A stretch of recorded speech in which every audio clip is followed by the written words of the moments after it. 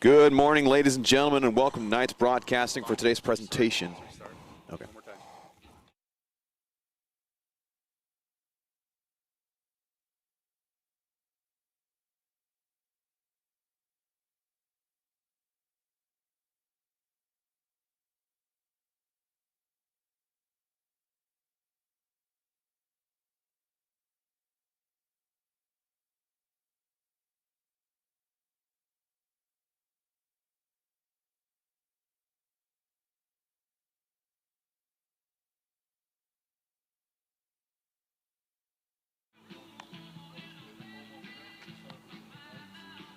They've played 3 games and have a record of 2-1, and come into this matchup with Penn State, Mont, Alto, having won 9 games in a row in this series.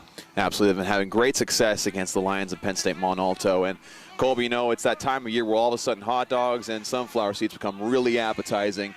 It's America's pastime for a reason, and we're getting to start here as Penn State, Mont, Alto is at bat to start this one.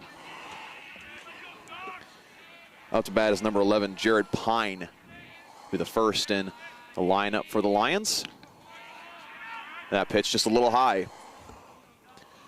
And pitching for Southern Virginia is number 25, Stockton Hall. A swing and a miss, strike one. 1-1 is now the count.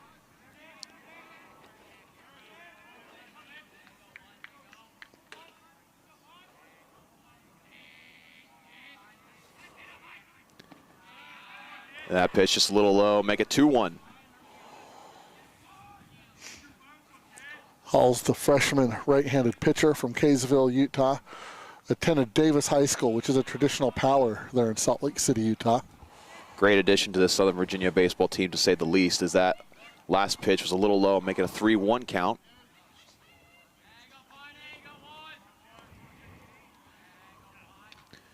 That'll be a foul ball, make it a full count now.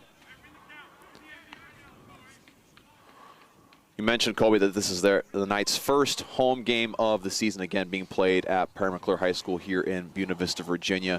You know, as someone who's been around the game for a long time, what is that feeling of getting to play in front of your home crowd for the first time in a season, in a long baseball season like this? Well, it's always great, especially when you step out there. You've been working hard, you know, preparing for the season. You go away, you know, they started the season on the road at Mid-Atlantic Christian. But to come here, you have your hometown crowd, you hear that national anthem, and you get excited to play some baseball.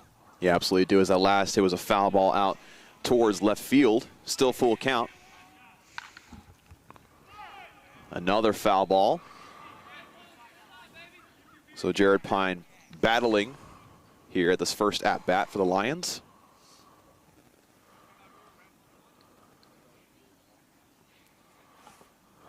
And like mentioned, Colby, the Knights have had a lot of success against the Lions of Penn State Mont Alto. Again, 9 games compared to 0. That is another foul ball. And in their first matchup back in 2017, the Knights won that matchup 22-8. And it's actually the first time playing against each other since the 2020 season.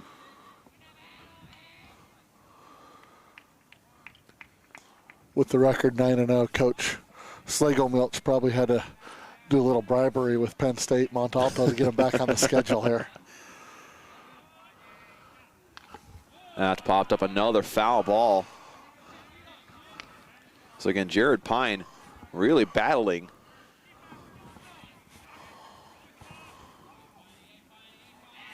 Really making Stockton Hall earn the strikeout.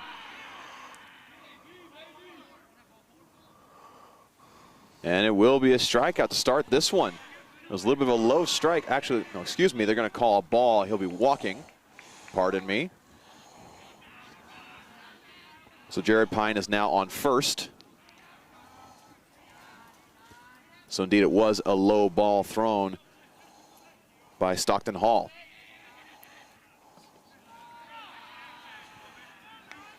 And also a little low. 1-0 is the count.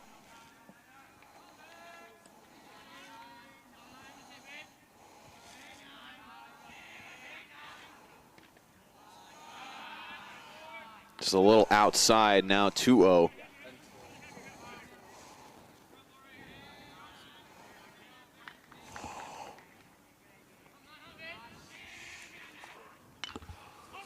another foul ball. Make it 2-1.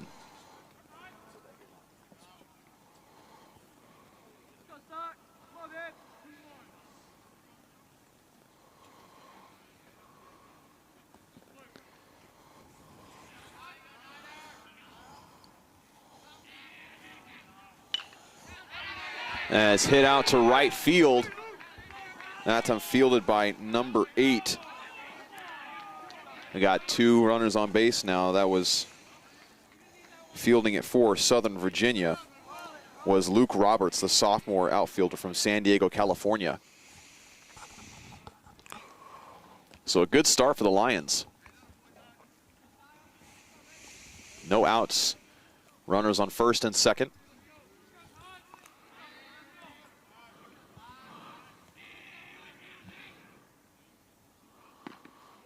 Right down the middle for a strike. And now to bat is number 3, Tyler Moreland. Good job there by Hall to jump ahead in the count there, you know, being in a little bind here to start this. He's going to try and get the ground ball right here, turn 2. Trying to double play. Looks like they got it.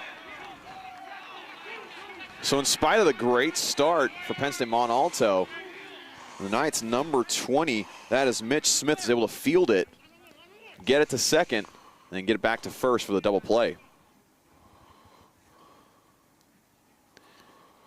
It's now up to bat for the Lions is number 47, Connor Orner. Looks like the coach here for Penn State Mont Alto wants to have a chat with the base umpire. Ask him to go for help from the home plate umpire to see if the first baseman's foot was on the bag when he made the catch. Looks like they're going to possibly reverse the call. Yep, help was given, home plate umpire. That's his secondary job there to look down that line. And SVU first baseman wasn't quite able to keep his foot on the bag on that throw that brought him to the inside. He had to really extend to catch that one. So now at first is Tyler Moreland. Pitch a little inside, but it'll be a strike. And number 11, Jared Pine, is at third and threatening. So instead of the double play, it's now just 1 out.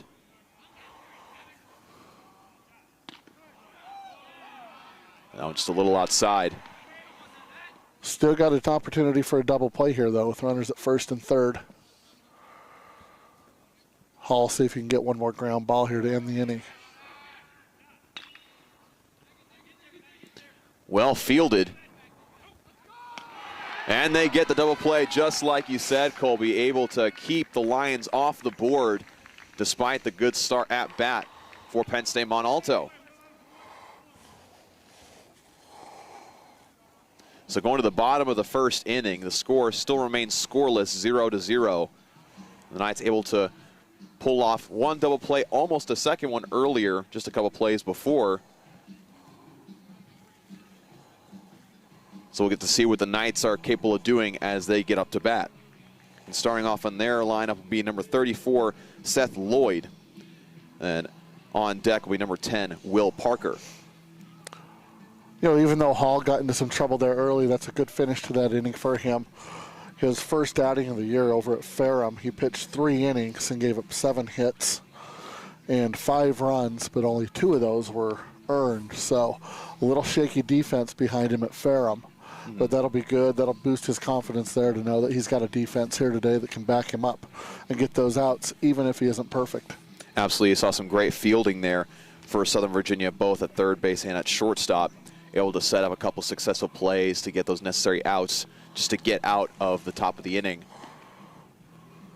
We're going to take the short break between the top and the bottom of the first inning. To remind you, you're watching this on Knights Broadcasting here on YouTube. Be sure to give us a like, subscribe, leave a comment down below. Let us know how we're doing and how we can improve our presentation of Southern Virginia athletics. And be sure to hit that notification bell that we get notified every single time we go live with Southern Virginia athletics. Thank you so much for supporting Knights Broadcasting. So, you know, Colby, going into this game again, being the first home game of the year, the Knights, you've got a sort of rhythm going. You're 2-1 so far. feeling a bit of confidence. How do you keep that moving as the season goes on? Again, it's a long season when it comes to baseball. How do you keep the momentum going throughout all these long games? You know, baseball and softball, you know, they're similar, you know, but baseball players, you know, it's a lot of fun. They show up at the ballpark every day, whether it's practice, you know, a lot of little fun games are played at practice, or, you know, a lot, you got to really enjoy being around your teammates, first of all. And we've said this before with other sports, you know, it always helps when you're winning. You know, but that's a challenge here. You know, last year, this Knights program only won one ball game the entire season. That hit out to left field. Could possibly result in a double here. Freshman Seth Lloyd with the double here to lead off the bottom half of the first inning for the Knights. Fantastic start. Now up to bat for the Knights is number 10, Will Parker, with number 28, Marcelino Leonardo. Pardon the pronunciation. He'll be on deck for the Knights. But fantastic placement right in left field between center and left fielder. Yeah, but there's already some momentum. You know, obviously they've already won 2 ball games, right. Double their win total from last year. In their first 2 games at Mid-Atlantic Christian, they hit a total of 5 home runs as a team, and last year they had 7 total on the season. So a lot of things to be excited about for this baseball program this year. And not to understate the value of the Marcelino Leonardo, you know, the player from the Dominican Republic that's transferred out here for this season. Absolutely. Again, getting great additions, getting people to buy into the culture. That pitch just to the outside. So 2-0 is the count.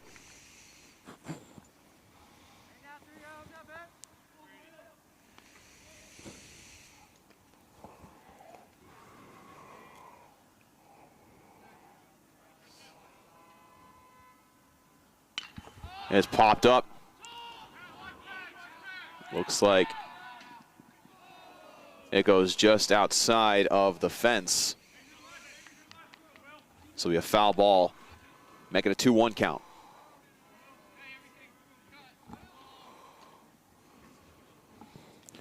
And pitching for Penn State Mont Alto today is number 30, Tristan Hausman.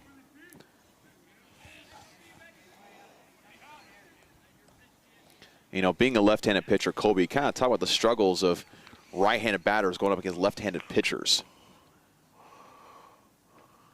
As that's popped up, looks like not having too much trouble, but it's popped up to left field and brought down by number 23, Braden Ziegler.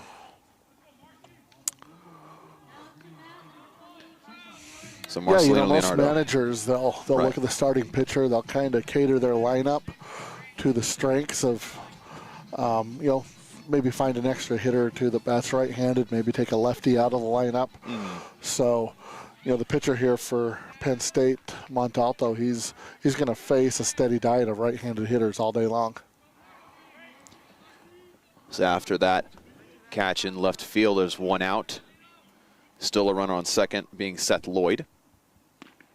That pitch a little to the outside for Hausman.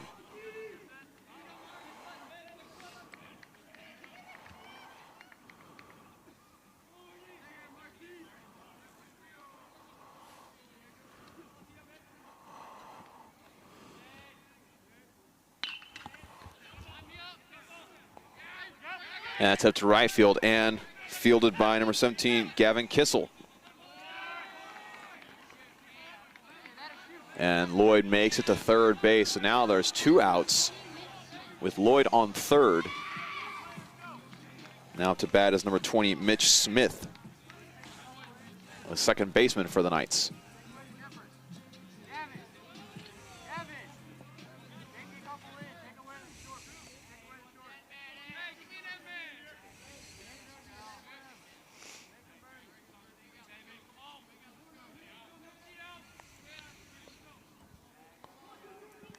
First pitch to Smith. Beautiful, right down the middle. Strike 1. So Colby, in this situation, you have a runner on third, you have 2 outs. If you're a coach in the situation, what is your strategy? You know, Offensively, you got your cleanup hitter at the plate, 2 outs. You just you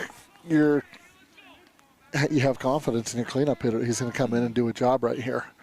You're not going to look at doing any short game or anything like that.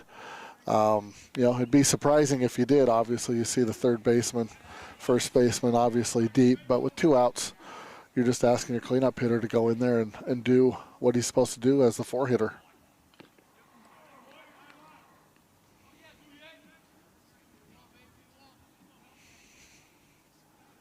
A little conversation happening here between the umpire and the pitcher.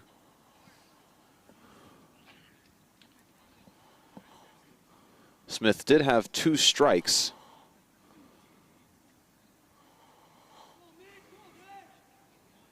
I believe they're saying that Smith had nicked that ball. You think that actually fouled back and hit the umpire, so the umpire might have just been taking a moment to select a new ball, have a fun little chat with the pitcher. That's kind of the etiquette of the game there. If you're a hitter, fouls one back, usually try and take a little time, give the umpire a minute to gather himself. And that pitches to the outside, make it a 1-2 count.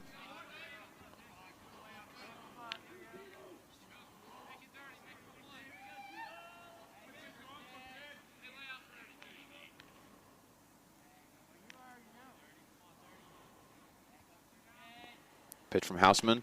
That one's high. Evens it up at 2-2.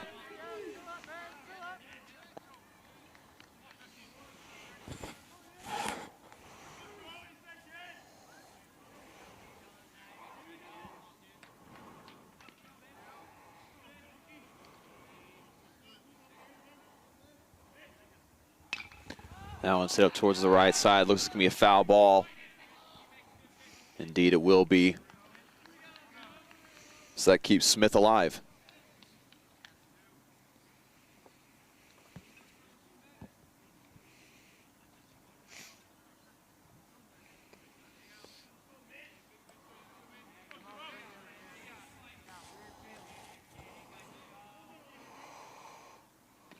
And swing and a miss. That'll be the 3rd out. And we'll end the 1st inning in this one between the Lions and the Knights. Still scoreless after 1. Yeah, Smith got a good pitch to hit there. Just couldn't quite connect on that, but a good at-bat there nonetheless. He got some good cuts in there. You like that going forward in the game. We've had some solid hits from both teams so far, able to set up some good situations. Again, having runners on both 2nd and 3rd for both teams in that 1st inning. But defense is able to come through, able to get some of those hits to the outfield, also able to get some good fielding. Getting it to first base as far as the Knights is concerned.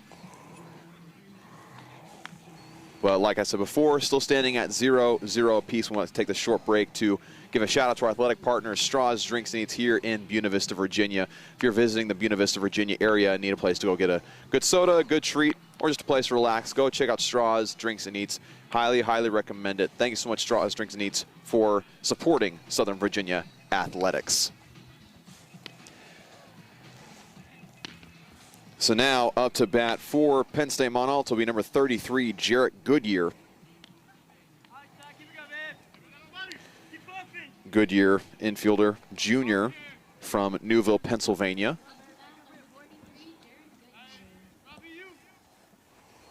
Went to Big Spring High School.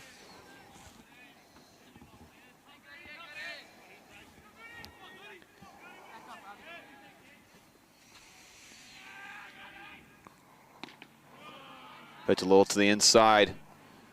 Make it a 1-0 count.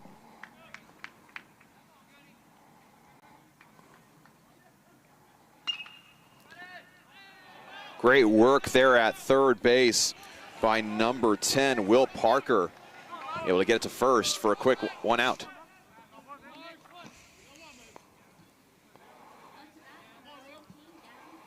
Nifty little pickup there by Parker to get the out. Able to get it right off the bounce. It's now up to bat will be number 17, Gavin Kissel. That'll be ball 1.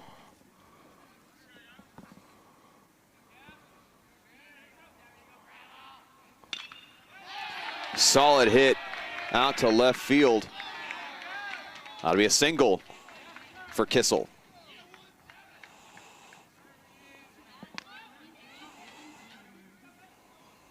Now up to bat for the Lions is number 23, Braden Ziegler.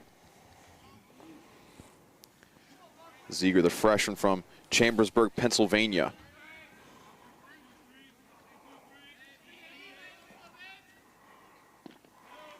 A little low to the outside.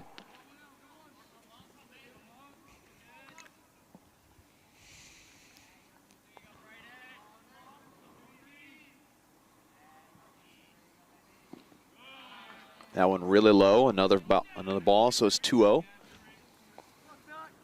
That time just releasing the ball a little too late. Yeah, time tried to heat it up a little bit. He's thrown several sliders here at the beginning of the second inning here. Just missed there with that fastball. Make it a 3-0 count.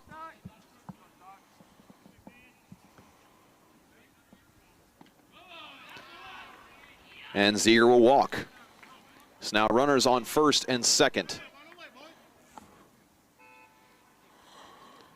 Unfortunate at-bat there for Stockton Hall. 4 straight balls thrown.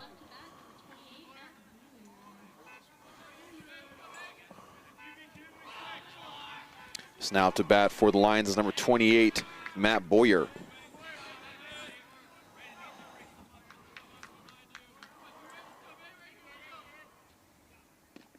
Right down the middle for Hall. That's got to be a good feeling after throwing 4 straight balls, throw right down the middle. Yeah, looks like he's pretty comfortable with that slider here early on. It's a good pitch to start and keep him off balance. Right down the middle once again.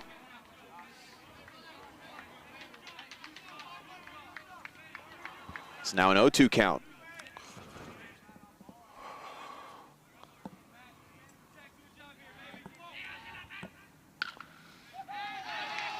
Perfect placement just between the third base and shortstop. On home, and that's a run for the Lions and number 17, Gavin Kissel. That'll be an RBI for Boyer. And the first points of the game belong to the Lions. Score now stands 1-0. And unfortunately, I think their Hall's going to be kicking himself a little bit. You know, an 0-2 count. With an 0-2 count, you just got to throw a pitch that the batter's not likely to get a bat on there. For him to be able to push that through the left side for a base hit, that hurts a little bit in that count. Strike that time. Now pitching against number 7, Brady Bigler.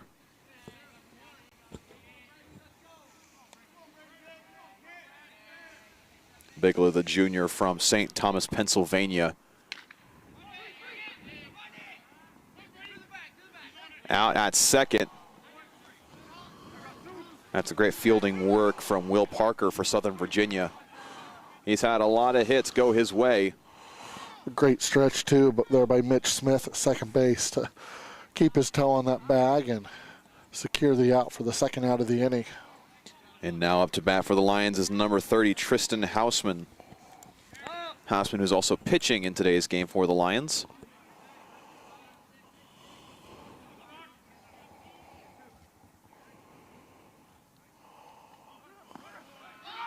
And stealing second base that time was Bigler. So now runners on second and third. I think we actually are back to the top of the lineup here, Dawson, excuse me, with Pine. Looks like we've got the designated hitter in effect here. And out at first, Knight's able to stop the bleeding. In fact, you are right. Colby, it was number 11, Jared Pine, who was thrown out at first. And the Knights able to limit the damage at the top of the second inning as the Lions go up 1-0. Even though they had, again, a runner at second and third. It could have very easily gotten much worse for Southern Virginia had they not made that play. Absolutely. You know, Parker made a good play there at third to keep that ball in the infield and get the out at second to keep this Lions team with only 1 run there in that top of the second inning. So now the Knights will have a chance to respond as we'll begin to go to the bottom of the second inning here at Perry McClure High School in Buena Vista, Virginia. Once again, we appreciate you tuning in to Knights Broadcasting here on YouTube. Be sure to give us a like, subscribe, comment down below. Let us know we can do better for you in future presentations. And be sure to hit the notification bell that we get notified every single time we go live with Southern Virginia Athletics. We thank you so much for your support of Knights Broadcasting. So again, like we mentioned, Colby, in that top of the second inning, Penn State Mont Alto able to get a couple things rolling offensively, able to get a run in with number 17, Gavin Kissel, able to make it back to home plate. For Southern Virginia, again, you got to be happy with yourself, limiting what they're able to do, but now you have a chance to, you're sort of in the middle of your lineup, able to make some sort of response here in the bottom of the second. And Stockton Hall, the pitcher, he gets a chance to start things up here. He'll lead off the bottom of the second inning. You know, with that walk he gave up in the 0-2 single, he'll be trying to just start something here for the Knights. It's a right past the pitcher, trying to make it to first base. He will not get there in time. Great fielding work by number 9, Kyle McCown, the freshman from Carlisle, Pennsylvania. A well-placed hit, just didn't quite get enough on that to get it through the infield. Get that leadoff single. So now up to bat for the Knights is number 23, Jake Watson, excuse me.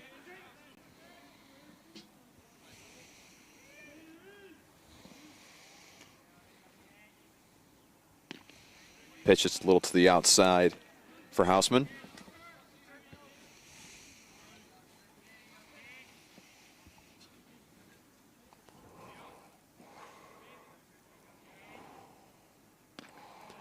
Also to the outside, make it a 2-0 count.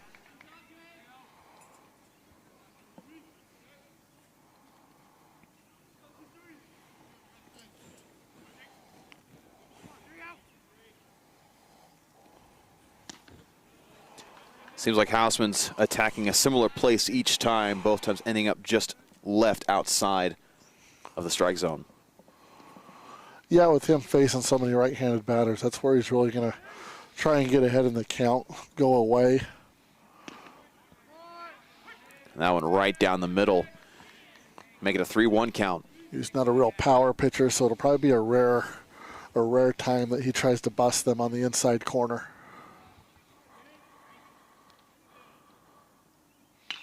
That has popped up to right field and caught. That is number 17, Gavin Kissel, who has scored the lone run in this game. So now up to bat for the Knights is number 8, Luke Roberts, with number 12, Sinjun Johnson on deck.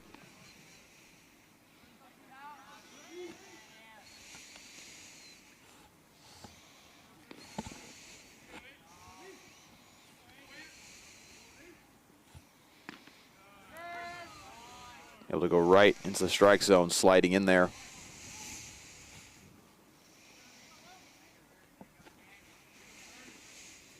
Make it an 0-1 count.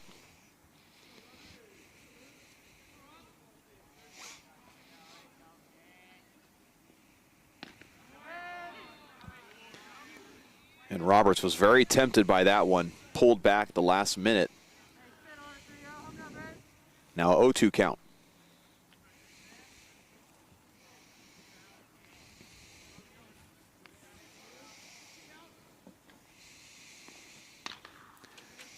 Right out the middle of the field. And not able to field it in time was number 9, Kyle McCown. He's made a couple of solid plays here defensively for the Lions, not able to make it that time as Roberts makes it to first. Yeah, I think that ought to be scored as a hit there, the second hit of the game for Southern Virginia. Just a little too far for Pine to get to it. Now up to bat is number 12, Sinjun Johnson, with number 13, David Hunley on deck. So a runner on first.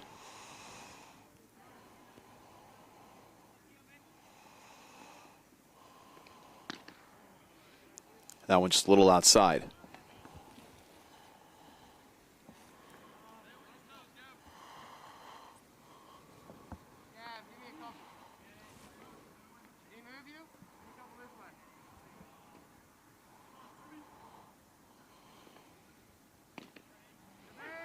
Now it'll count as a strike.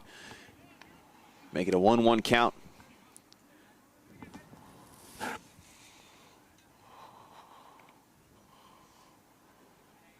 1-1 count with 2 outs.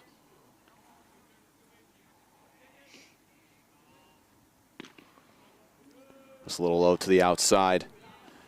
Make it 2-1.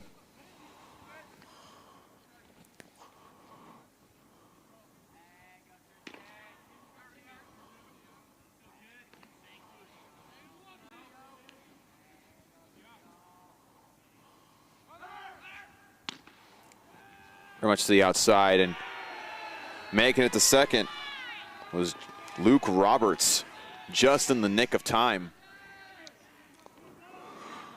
Picked a good pitch to run on, too. Of course, he didn't know whether the outcome of that pitch was going to be there. Well outside, pulled the catcher off his mark, made that throw a lot more difficult. Indeed, the catcher to really extend and then set himself up to throw to second, which we all know in baseball, a split second is all the difference that it takes sometimes. No, the catcher Boyer did very well to make that as close as it was. And a swing and a miss for Johnson.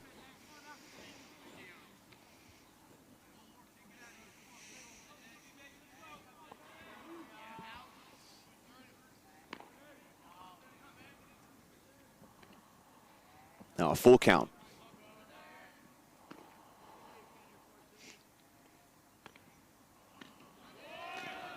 And so Johnson will walk to first. David Hunley will be up to bat for Southern Virginia with a runner on first and second.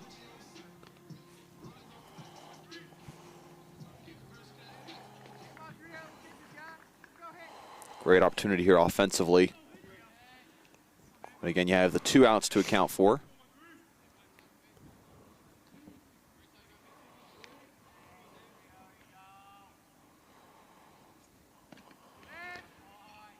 Swing and a miss for Hunley. Strike 1.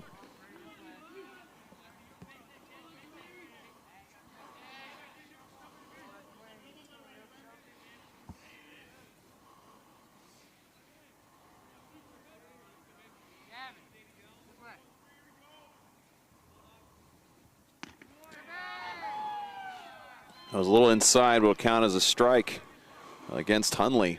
There we go. There's that rare opportunity that we see Hoffman come inside on one of the Knights batters.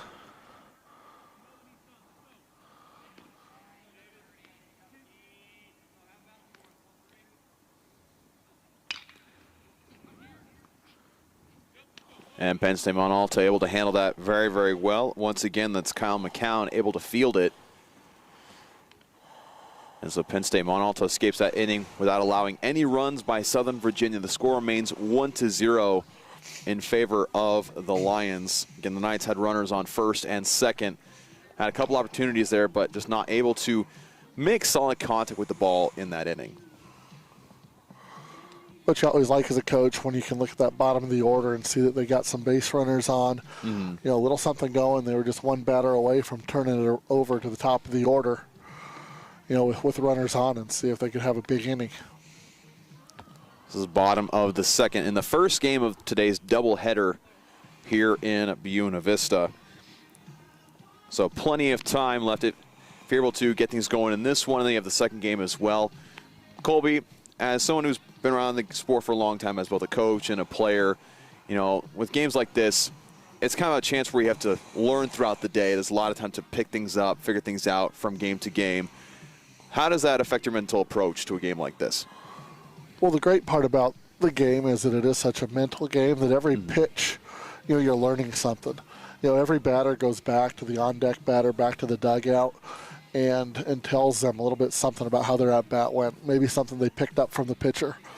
So, you know, when you got a close ball game, it's easy to stay, you know, in tune with the game and what's going on. because there's a lot of communication that goes on there in the dugout. Absolutely. So now up to bat for Penn State Mont Alto is number 9, Kyle McClown. Or McCown, excuse me. The freshman from Carlisle, Pennsylvania. Doing a lot of great work in the infield for the Lions so far today. I'll make it an 0-1 count.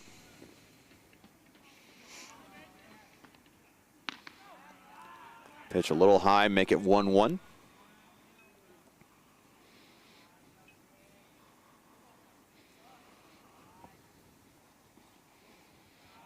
And also a little to the outside, make it 2-1. Of course, McCown, being from Carlisle, Pennsylvania, makes a lot of sense once you consider the most famous athlete to come out of a school in Carlisle, Pennsylvania. Jim Thorpe went to Carlisle University in Pennsylvania, was a Major League Baseball player, first president of the NFL, and a strikeout to start the bottom of the second for the Knights.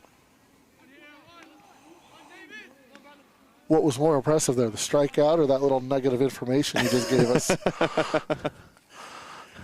Hey, when a chance comes up to show knowledge you have of certain places when it comes to sports, you take it. Jim Thorpe, one of the great athletes of the 20th century in America.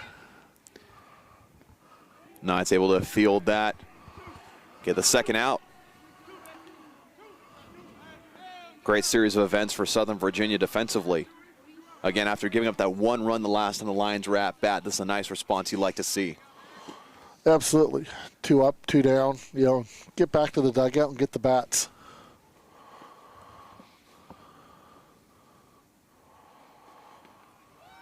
We talked about now Seth Lloyd, he'll lead off, the bottom of this 3rd inning so that everybody's seen the Houseman once. And Knights will be looking to score some runs now. Absolutely. And trying to change the course of this bottom of the second is number 47, Connor Orner.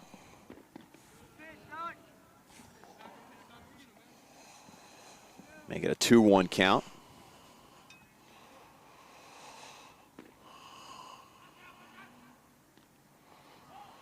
And Orner just standing there as the pitch hits him. He will go to first. Didn't seem like Orner was bothered at all. That's always something that impresses me as an observer of the game, when a pitch is coming right at you and you just don't flinch a muscle. Yeah, that was a little curveball there by Hall, and the curveball, of course, 8 to 10 miles an hour slower than the regular fastball, and your job as a batter is to get on base. Right. No matter how that might happen. So. Fantastic work fielding-wise from number 23, Jake Watson. Big guy like Orner there, he would have heard it from his teammates if he tried to back out of the way of that curveball. Once again, the Knights responding well defensively with great pitching and great infield work to keep the score at 1-0 in favor of the Lions of Penn State Mont Alto.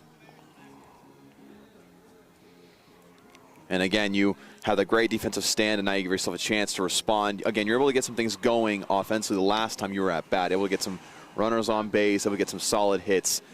Now you just got to get to the point where you capitalize even further and even things up at 1 apiece.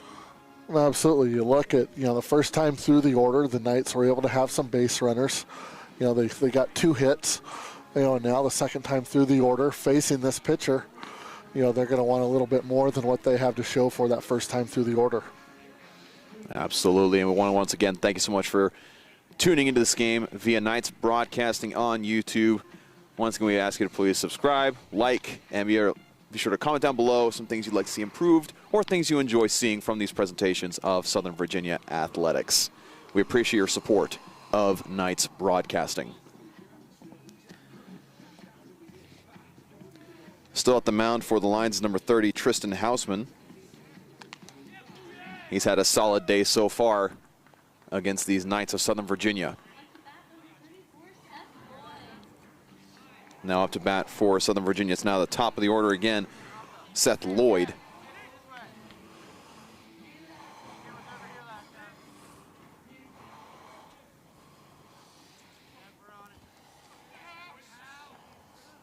Seth Lloyd, a left-handed batter. A little inside. So you mentioned the Knights wanting to add a lot of right-handed batters against Hausman, who's a left-handed pitcher.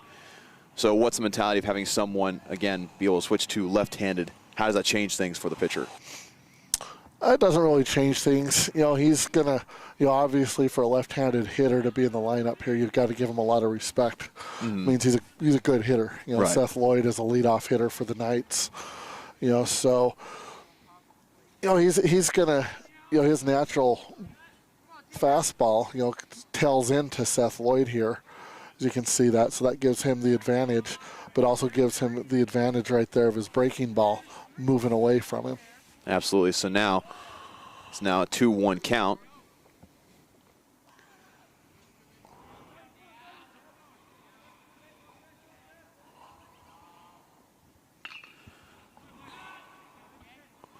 Hit towards the left side, but that'll, in fact, hit the roof of the nearby facility.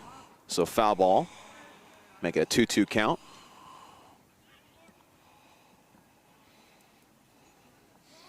There are plenty of teams that have been involved with where if you hit a nearby building on a foul ball, you kind of keep track of that throughout the year. Give yourselves a little fake award at the end of the season. That time also going towards the left side, foul ball. Buildings, cars. As long as you don't have to pay for repairs, That's right? right. That's right. You know. Still a 2-2 count after the foul ball.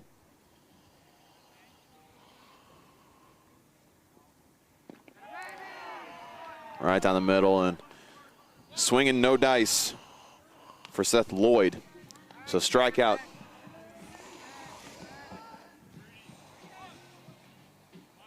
Now up to bat will be number 10, Will Parker, with number 28, Marcelino Leonardo on deck.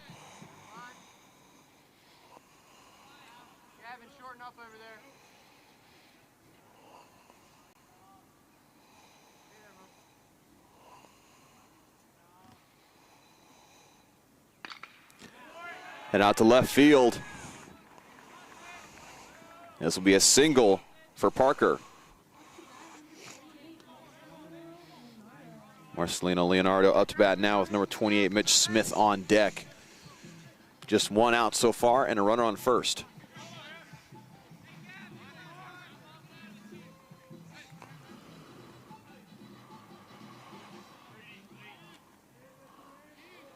Yeah, Leonardo here, he has already proven himself to be a very good addition to the Knights offense this year. He hit a go-ahead, what turned out to be the winning home run in Game 2 against Mid-Atlantic.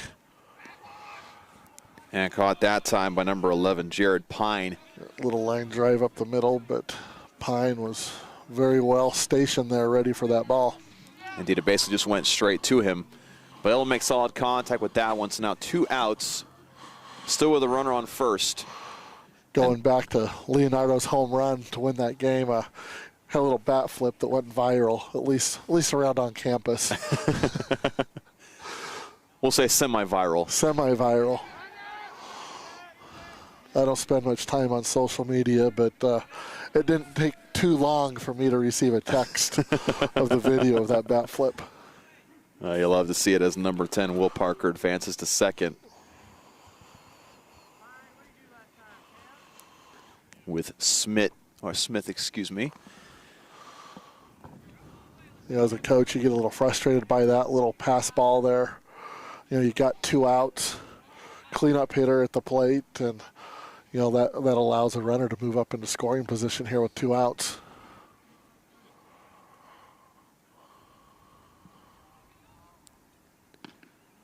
That ball makes it a 2-0 count.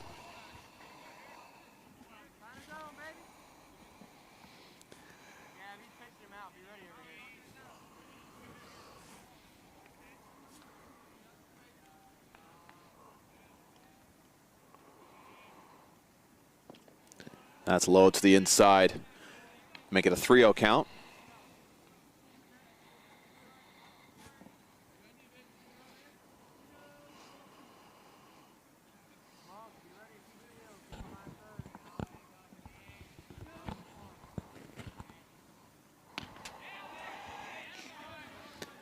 That'll be a walk. Stockton Hall will be up to bat now. He's got a runner on first and second. Again, you mentioned before, Colby, how Stockton Hall having some situations where he's let up a couple of hits or he's walked some people, and being able to go back up to bat kind of gives you a chance to get a little revenge, get a little of that frustration vented out. And in a better situation, now you have a runner on first and second. Yeah, his last at bat, he hit that ball up the middle that McCown just did get to and threw him out. He'd love to be able to send that same ground ball up the middle and just get past. That would definitely score Parker from second.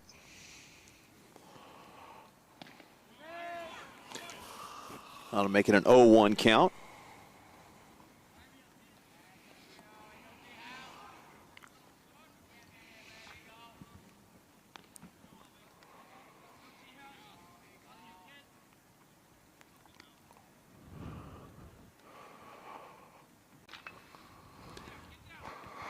McCown making a fantastic play. We just mentioned the last time Hall was up to bat. Able to field that one. He dove for that catch. Yep, McCown here. He's making his own little highlight reel on just the at-bats by Stockton Hall. And again, being a freshman, able to make all these plays so far has been very, very impressive. Keeps the Knights scoreless, despite what looked like a solid hit there from Hall. Yep, that was definitely looked like a base hit. Parker definitely would have scored, and I believe Smith would have gone all the way around to third on that. But again, McCown able to make the highlight reel-esque play here. Is now on the top of the fourth inning, with the score still standing 1-0 in favor of the Lions.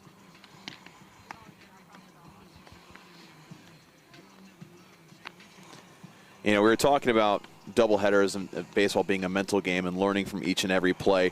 One trend that I tend to see a lot from doubleheaders is that the first game tends to be very defensive, very low scoring, and then the second game comes around, you're familiar with each other, you're familiar with your habits when it comes to pitching, when it comes to batting, and now all of a sudden you see runs start going like crazy. At least that's a trend that I see. It wouldn't surprise me if we saw the same thing here today. Yeah, and that's, you know, sometimes that can be, especially we talked about this is the home opener for the Knights. So they have, you know, big aspirations here for opening day in front of the home crowd, and, you know, they might tend to be a little bit tight, not quite loosened up and just ready to roll everything out just yet. So, but I'd look for them to still be able to get some runs here on the board and get back ahead and make this a game. And this is Gavin Kissel up to bat. He has the lone run scored in today's game.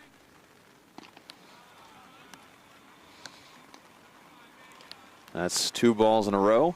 Make it 2-0. Make that 3.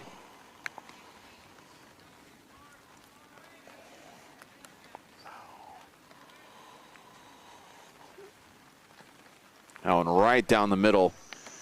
Make it a 3-1 count. Rain starting to fall here on the field. Foul ball. Make it a full count.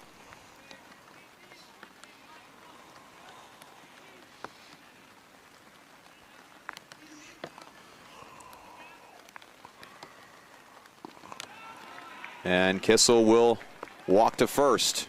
So right away, the Lions have a runner on first. That's kind of a trend we've seen so far, too, is that for Penn State Mont Alto, they're able to get people on base pretty early on, whereas for Southern Virginia, it takes until they get about 1 or 2 outs before they get someone on base, and by then, every little mistake would end your run. Yeah, and that right there, you see, that's the benefit of getting somebody on base early in the inning with no outs, as Kissel was taking off there, trying to steal a base. I think there was a hit and run on there by Penn State Mont Alto. So 0-1 count.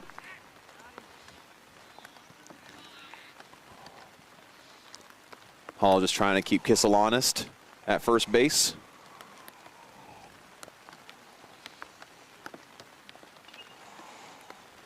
And a foul ball. Makes it an 0-2 count.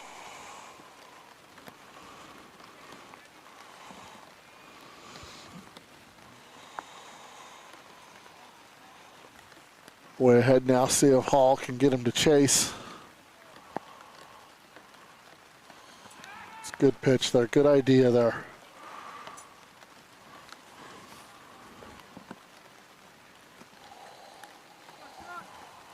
It's now a 1-2 count. It's like you said, Colby trying to get him to chase after a pitch. Trying to throw it to second base and cut off Kissel. Ends up hitting Stockton Hall. I believe Johnson accidentally held onto that ball a little too long and released it.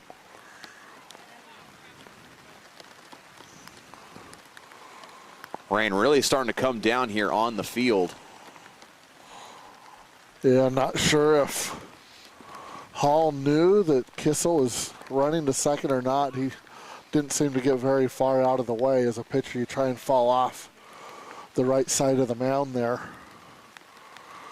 and give the catcher a lane to throw down.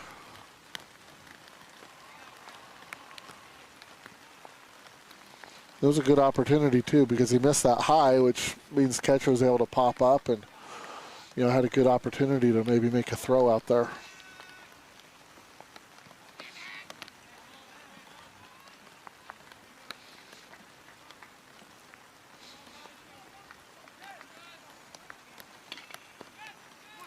Fielded at third. Thrown out at first with Kissel still on second. For out number 1. And of course, talk about Stockton Hall. You know, there's that added factor of weather now in this game, which makes things a little bit tricky.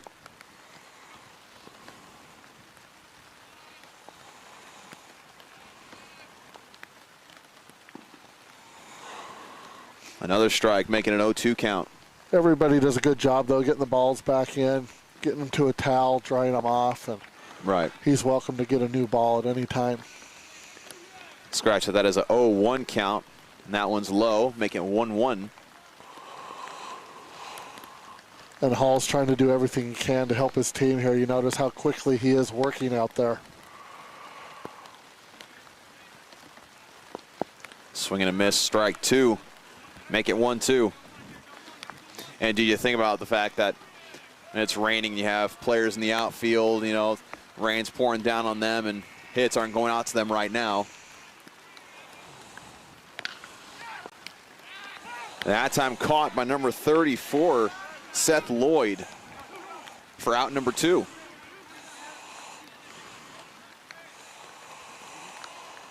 Now, sometimes this is the type of weather where people say, this is why I don't care to play baseball or softball. Just stand out there in the middle of the outfield, and there's really nothing to do. The ball's not coming to you. But, yeah, you get through it. You know, as long as it doesn't rain too hard for too long, the field should stand up pretty well. It builds character, right? That's right. It builds character. Makes you tougher. Exactly. Now, number 7, Brady Bigler up to bat for the Lions. There's 2 outs with a 1-0 count. Unload to the inside. And Kissel was tempted to go for third, but Johnson able to get to the ball in time.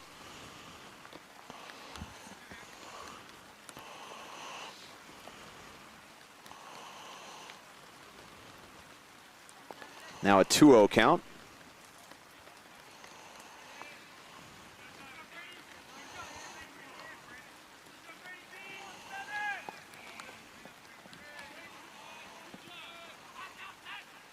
That's popped up to center field.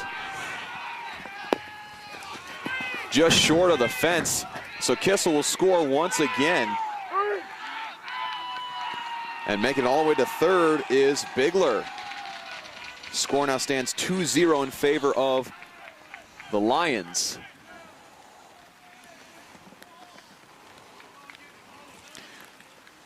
So again, a situation where there's 2 outs, you have a chance to, bring the top of the inning to a close, get your team back up to bat, and now another run is scored for the Lions. Yeah, you just got to give Bigler credit there. Standing in there and putting a good swing on a good pitch. Almost sent that ball out of the ballpark.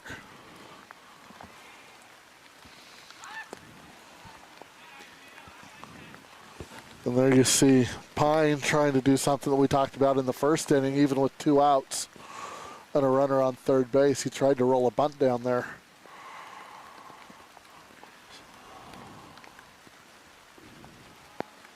That was a low ball. Like you said, Jared Pine now up to bat.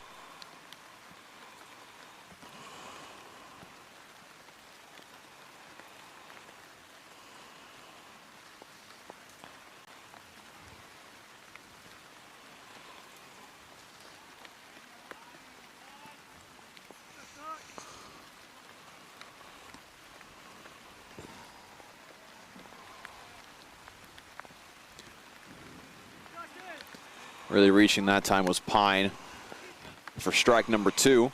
Good off-speed pitch there by Hall.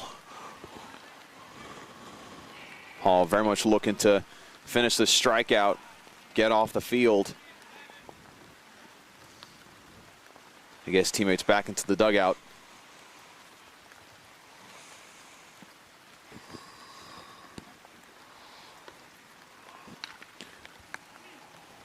That'll be a foul ball. Keeps Pine alive with the 2-2 count.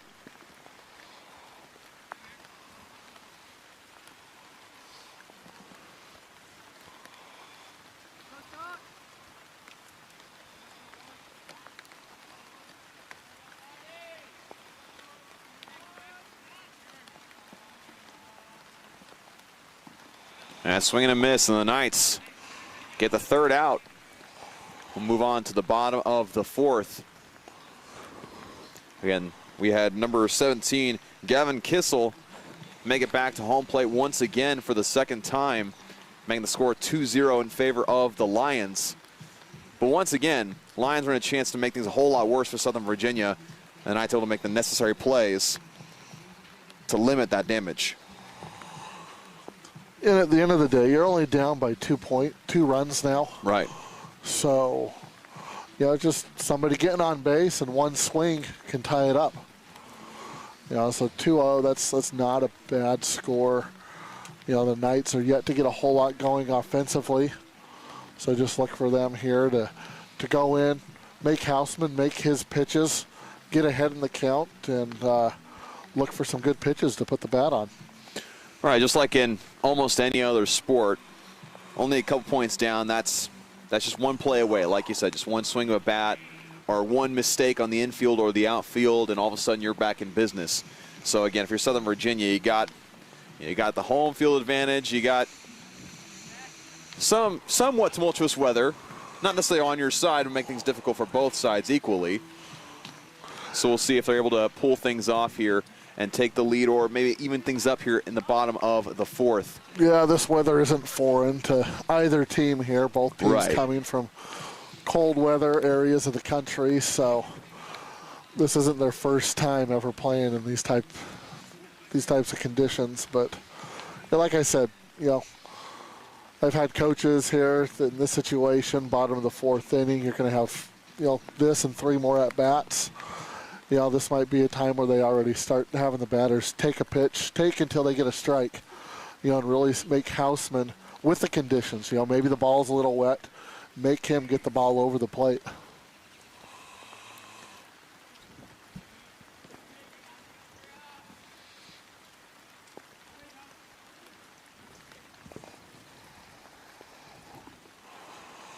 That one's a low ball for Houseman.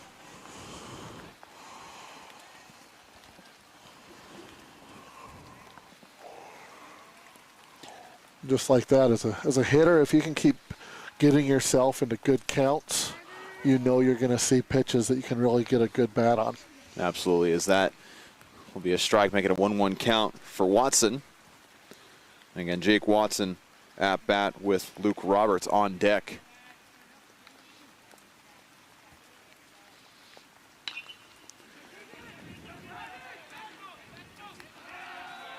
And he's able to get to first. That's a single. Mishandled by number 3, Tyler Moreland.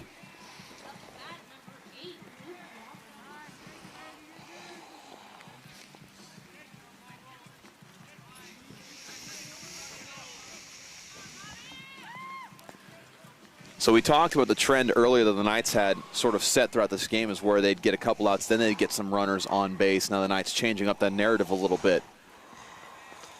Yep, now they got the leadoff batter on here. You know, with these conditions, you know, a bunt's not a terrible idea because that's going to force the defense to throw a wet ball. Right. With Luke Roberts up to bat. That first pitch is a ball, make it a 1-0 count.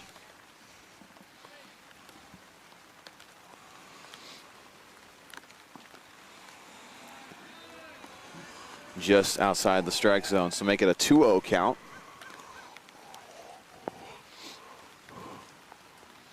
Of course, now with the 2-0 count, you're kind of free to, if you see a pitch you like, free to take some shots. Take some swings. That one's a little inside, but it'll count as a strike. Yeah, it seems like the Knights here have elected for a little bit of the old school strategy. Step in there and take until you get a strike.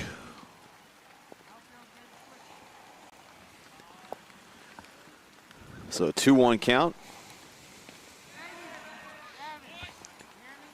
That'll make it 2-2.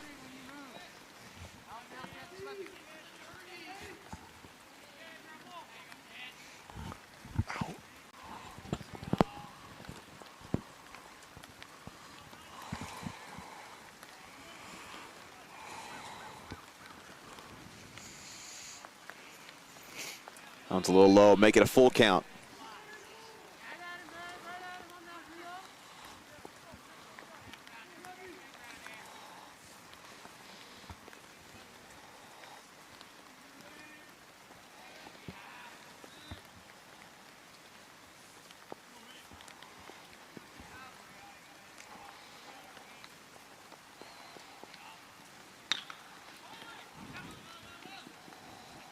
Trying for the double play. They get one out. But Roberts was able to make it to first. And then you had Watson, who is out at second. So now to bat for the Knights is number 12, Sinjun Johnson. But again, fortunate for the Knights, the Lions were not able to complete the double play.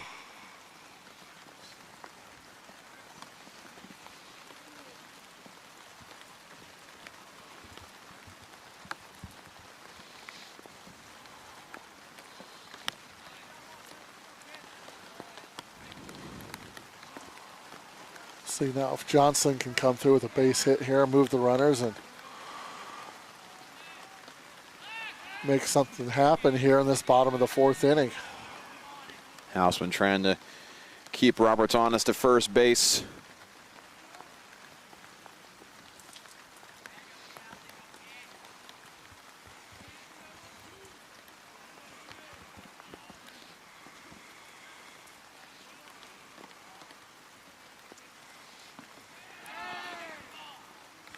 Johnson swinging low for that one. So 0-1 count.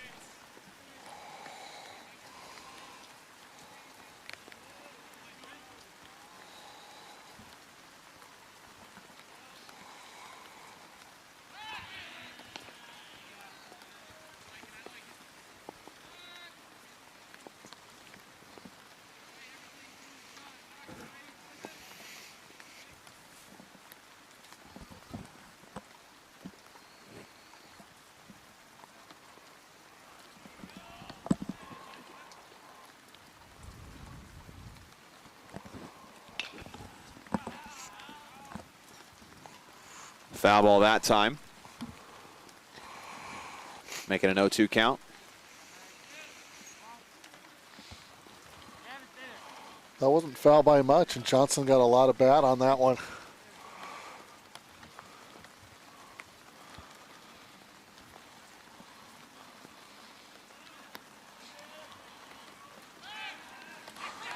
And there's an overthrow on the pickoff play. Roberts is going to be able to get to second. That's one of those mistakes you were, as the Knights, you're wanting to see Penn State Mont Alto make in order to give yourselves more of an opportunity, capitalizing those mistakes, and again advancing to second, just like Roberts just did. Yeah, you have to wonder just a little bit about that strategy, like we've talked about with the rain and everything. You've got a 2-run lead, 1 out runner on first, and insist on throwing over to first base in these conditions, and it's come back to bite the Lions here, at least for the moment. Now we'll see if the Knights can capitalize. I mean, like I said, there's already a risk involved in that play to begin with, but then you add in the rain factor.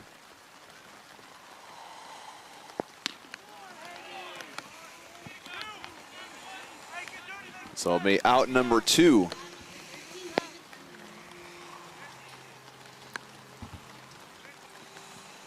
So this will be number 13, David Hunley, up to bat.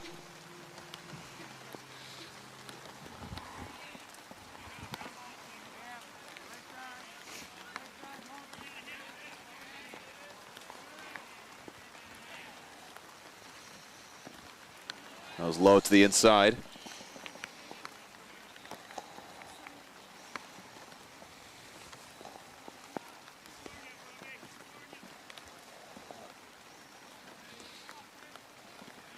A 1-0 count. Right down the middle, strike 1.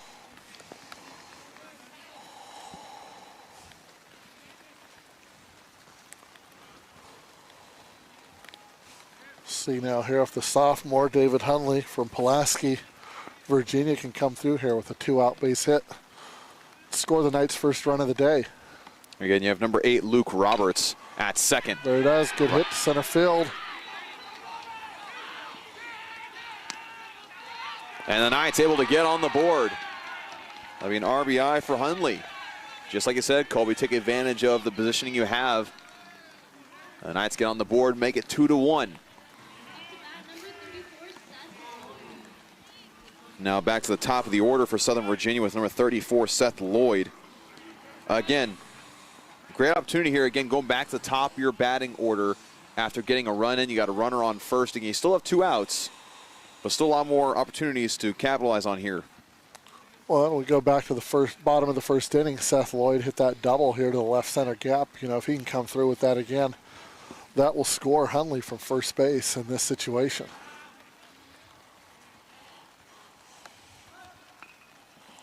Going for a bunt there, but it's going to be a foul ball.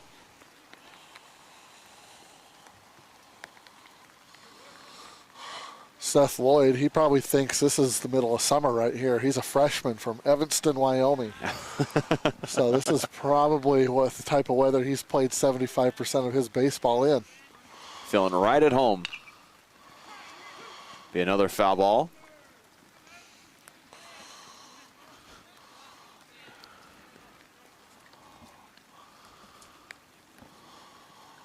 Seth is married to one of the softball players. His wife, Maddie Lloyd, she's a pitcher and outfielder.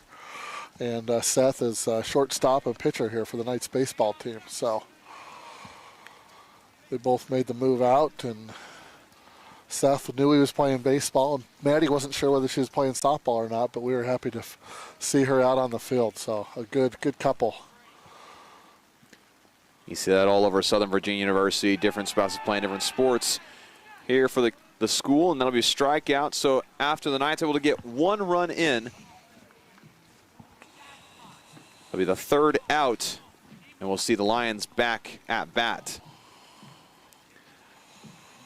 Well, once again, remind you, you're watching this on Knights Broadcasting here on YouTube. Be sure to give us a like, subscribe, comment down below some things you like what you see from Knights Broadcasting, some things you'd like to see improved. Also be sure to hit the notification bell that we get notified every single time we go live with Southern Virginia Athletics. We want to once again shout out our athletic partners, Straws Drinks and Eats here in Buena Vista, Virginia. Great place to go get great sodas, great treats, and have great times. Thanks so much for supporting Southern Virginia Athletics, Straws Drinks and Eats. So as like you said, Colby, before the bottom of the 4th, it's just 1 play away from bringing things back a little bit closer. Again, 2-0 is not that big of a deficit to overcome at all in the sport of baseball or in any sport if you're being honest. And so, again, they were able to make the plays they needed to, able to get Roberts, bring him home, make it 2-1. And so, defensively, aside from, you had number 17, Gavin Kissel, he's really been your bane at this point. He's been the one that's been able to capitalize, get back to home play. He's been able to get some runs in. And so he's the main one you're looking out for, because otherwise, other than that, the Knights have done a pretty good job defensively. Yeah, they have. And that's a big run to push across, because now, definitely one swing away from tying the game up. Knights, get through the top half here, this 5th inning, and they're going to be at the 2 spot in their order, so they got the heart of their order coming up. And we got a pitching change here. Ryan Ferris, the freshman from Greenville, Virginia, right just up the road a little bit. Not here in Buena Vista, but right up the road. So it'll be fun to see what Ryan can do here. And we were told before the game that even though Ryan Ferris will be coming in to pitch in place of Stockton Hall, that Stockton Hall will remain a designated hitter for today's game. So that does not change the batting lineup for them. Unless, of course, things have changed since they talked before the game, which I imagine they have not.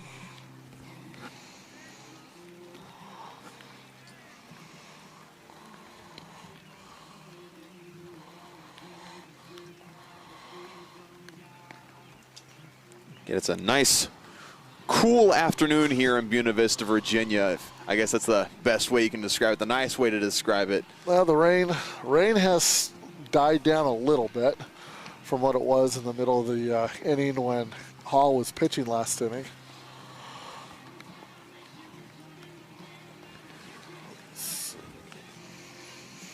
But again, being the bottom of the 5th here in the first game of this doubleheader.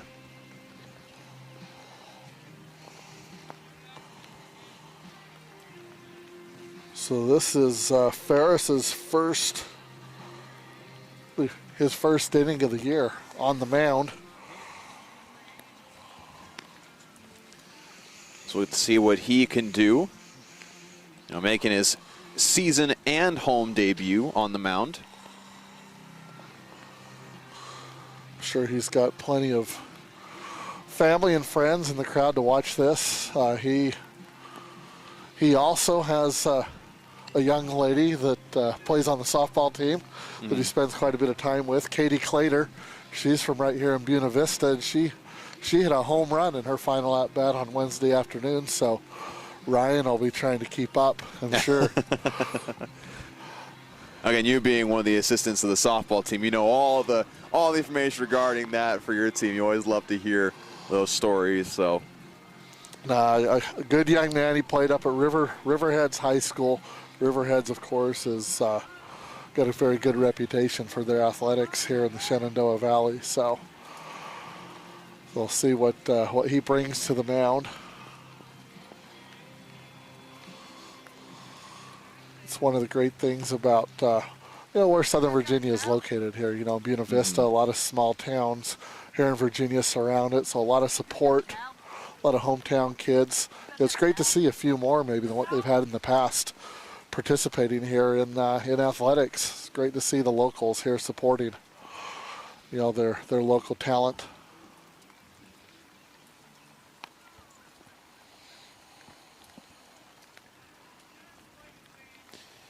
Up to bat now for the Lions is number 9, Kyle McCown. We've seen him make several great plays in the infield in the early innings of this one.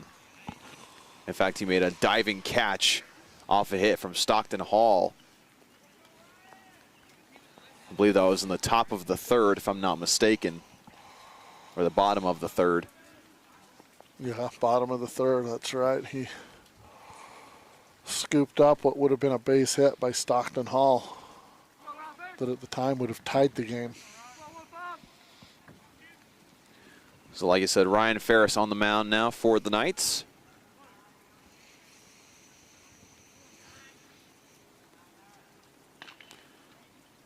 That'll be a foul ball.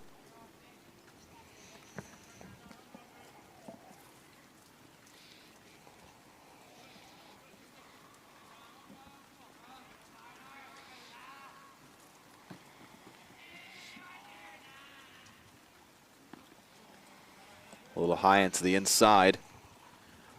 Makes it a 1-1 count.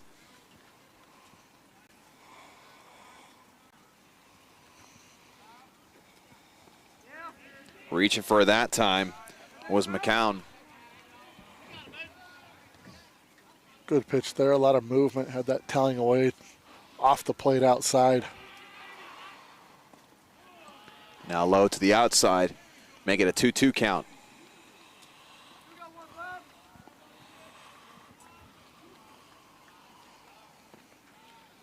That one just a little low, make it a full count.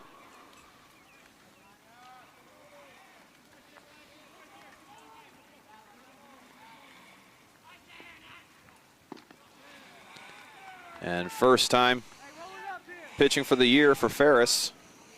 It'll be a walk from McCown. Now up to bat for the Lions is number 3, Tyler Moreland.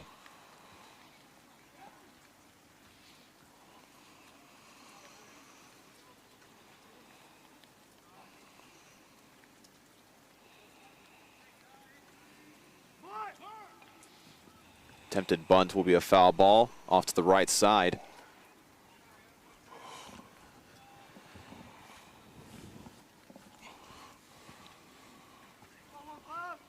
Got the rain dying down a little bit more still, and if we look out here west of the field, we got a little bit of lighter skies. Look like moving our way. People in attendance, the players, and us here in the broadcasting crew are very happy to see that. That's for sure. Pitch a little to the outside for Ferris. Make it a 1-1 count.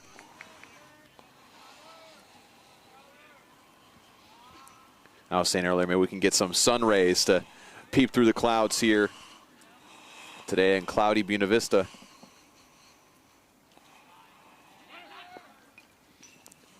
Another attempt at a bunt, another foul ball. Make it a 1-2 count.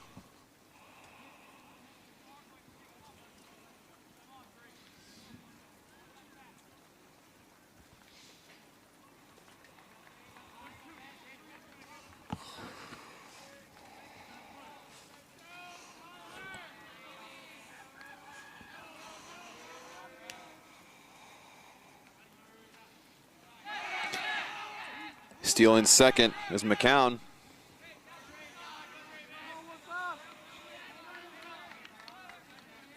That's unfortunate there where you had the Lions trying to bunt to move him over, and 2 foul balls. Looked like he was going to have to stay at first. But that wild pitch will allow him to move over. And it's also one of those situations where it's a transition period. You had Stockton Hall, who is, very much warmed up and into the game on the mound, and of course to bring in a new pitcher, Ferris, and he has to get himself warmed up a little bit here, get himself into a little bit of a groove. And advancing to third is McCown after the low pitch from Ferris.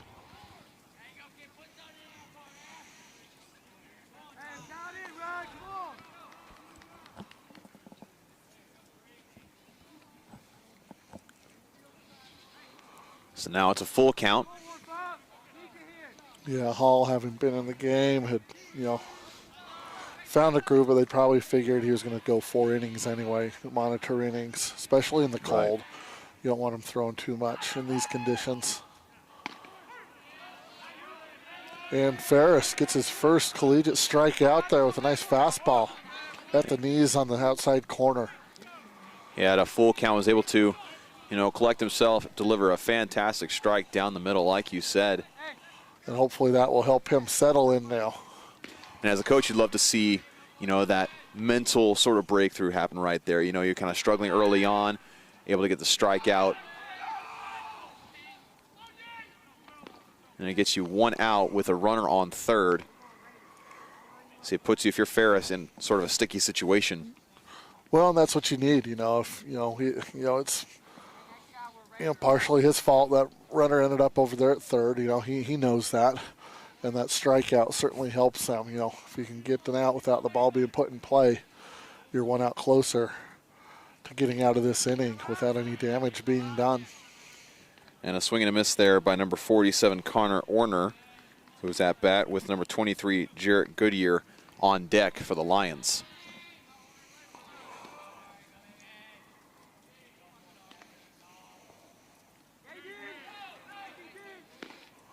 Orner was swinging for that one as well, or at least was about to. I believe may have. Umpire said he went, so that'll be strike 2. Johnson a little shaken up on the play. Again, with the cold temperatures, if you're hit the wrong way or fingers, something like that, it'll just sting a little bit more. Those who have experienced the outdoor sports know that all too well. It's like the same thing if in football you're playing a football game and all of a sudden you get hit really hard and it's cold. Stings just a little bit more.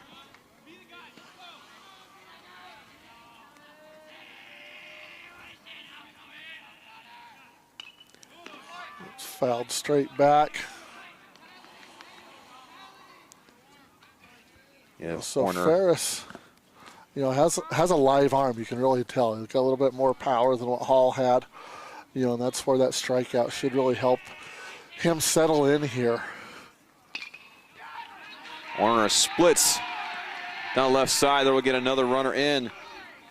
That is McCown making his way. He's now the second player on the Lions lineup to reach home plate.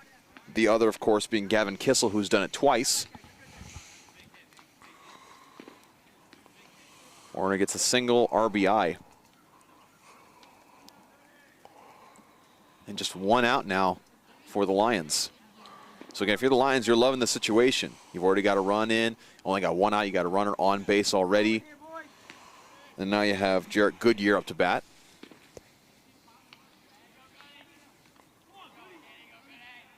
And there's the ground ball. Knight's able to manage this one, though. Fielded by number 20, Mitch Smith. Just a little too slow to be able to get a double play out of that, but to get that second out.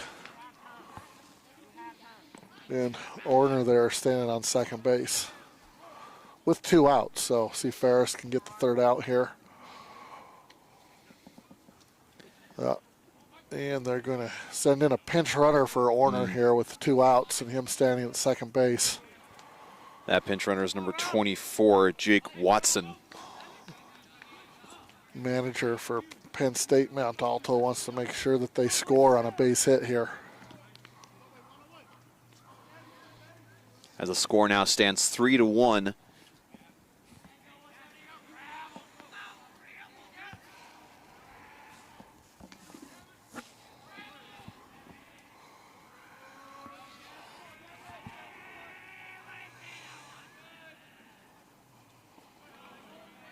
One a little bit low for Ferris.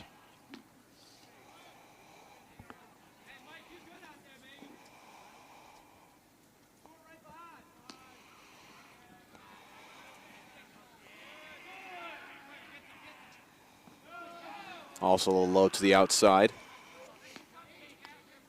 You can see he's trying to get these batters to reach for some of these hits. Yeah, I think right now he's just struggling a little bit with his release point. He's not able to get ahead of the batters here. There he goes. As soon as we speak.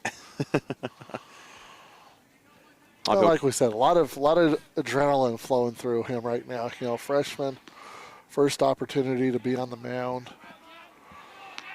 Lots of friends and family here to watch. That's popped up. And then caught by number 13, Brady Cullen. And that ends the run for Penn State Mont Alto.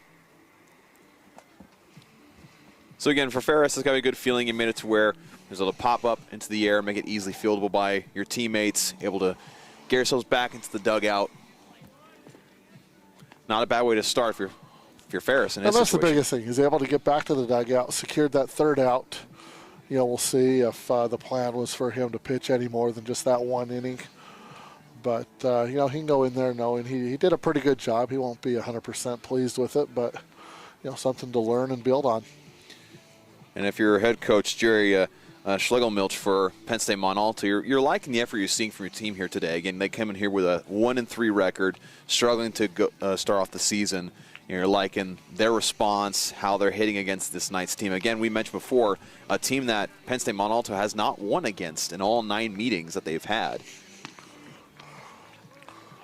They got to be satisfied with where they stand right now through 5 innings. You know, but there's still ball game to go. And still on the mound for the Lions is number 30, Tristan Hausman. Oh, pardon me, I said the Schlegel Milchus, the coach for Southern Virginia. That's my apologies, ladies and gentlemen. As a commentator, you get things mixed up sometimes. Especially when it's raining outside. Indeed. It's a little wet. A lot of things will get you confused as a commentator, so my apologies, of course.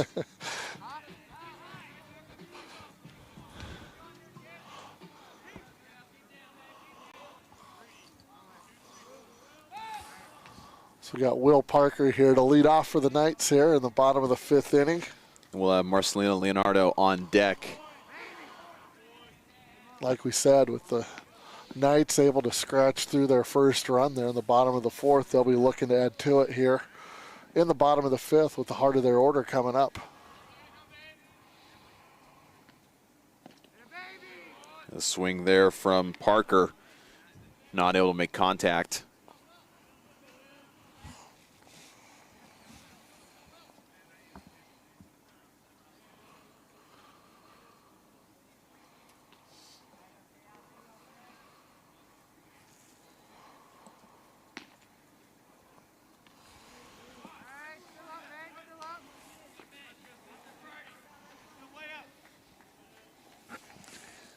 Now make it a 1-2 count.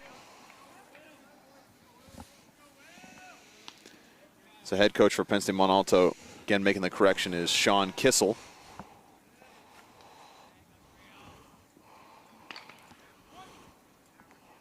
Fielded that time by number 11.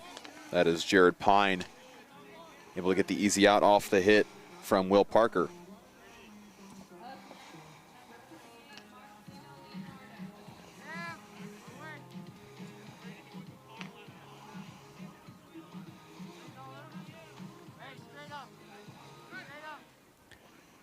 It's now up to bat for the Knights is number 28, Marcelino Leonardo.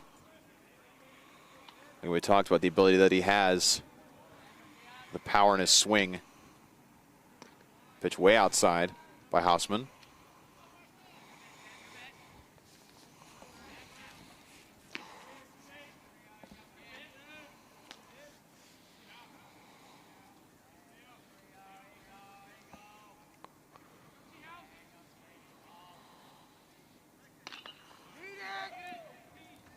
Hit right to McCown, able to make the easy play at first. Let's make that 2 outs. Now with Mitch Smith up to bat. Yeah, Leonardo just a little anxious there, way out in front, and just hit that off the end of his bat, weakly to the second baseman. So, you know, he's going to need to look at these pitches a little bit, maybe time that a little bit better, and just relax and make a good swing at every pitch. And again, it allowed McCown to make another play. We've seen a lot of great work from him so far in the infield. Pitch a little to the inside.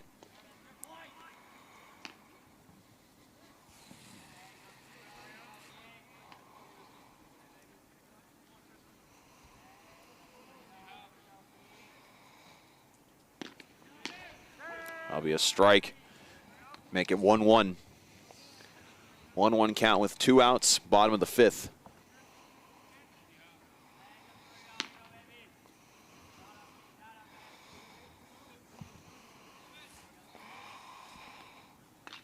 Now it's popped up, straight up into the air.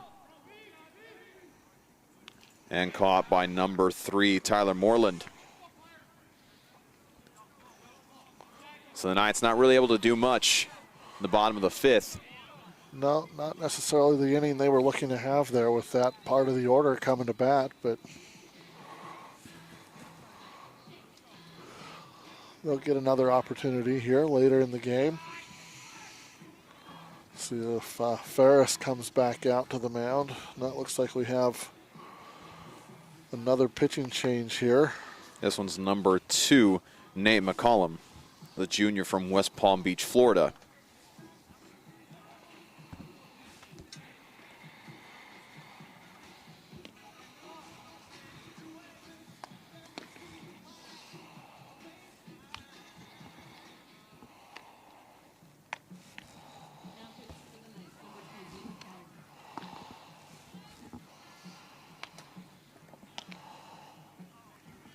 So this will be McCollum's second appearance on the year. He threw 3 innings at Ferrum in a loss. Over those 3 innings, he gave up 3 hits, allowed 2 runs. Both of those were earned. Had 2 walks, 2 strikeouts. So, see if he can improve those stats a little bit and get a couple innings here. Maybe shut out baseball. Keep the game close where it is, 3-1. Help the Knights out. And much like with a recent inning with Ferris, again, there's going to be a little bit of time where you're going to see McCollum have to warm himself up a little bit, get himself into a little bit of a rhythm. And so that puts a little bit of pressure on your defense behind him to make some plays in case some things don't go McCollum's way. But he's a junior. He's been here before, so right. he knows the drill. He's be able to come out here and he'll probably work ahead in the count. Try and jump ahead early and see if he can't get a nice little ground ball or pop fly here for a first out here. Up to bat for the Lions is number 23, Braden Ziegler.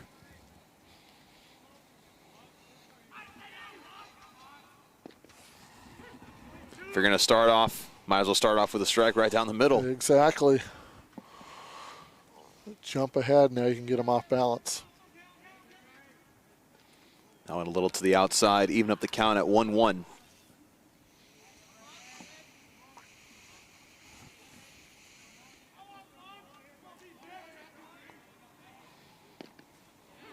Make it 1-2. Good breaking ball there. Little backdoor breaking ball.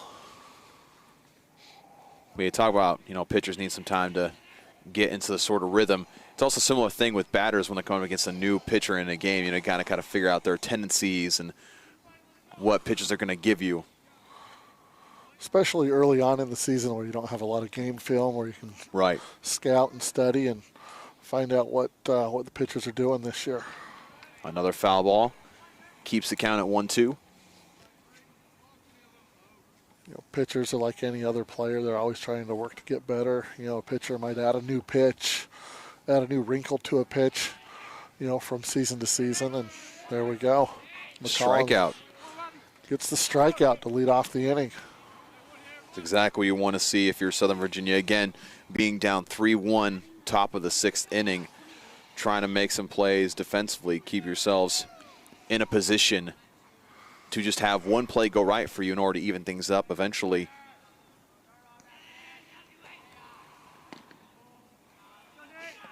Now at bat right now is number 28, Matt Boyer.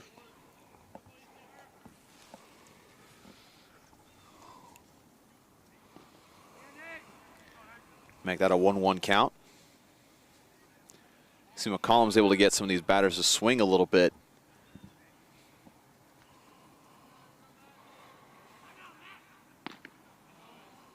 He has a lot of power behind his throw as well.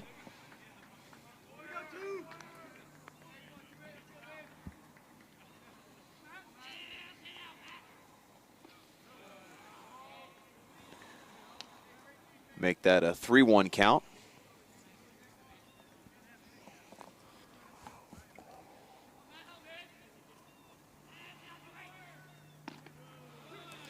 And now makes it a full count.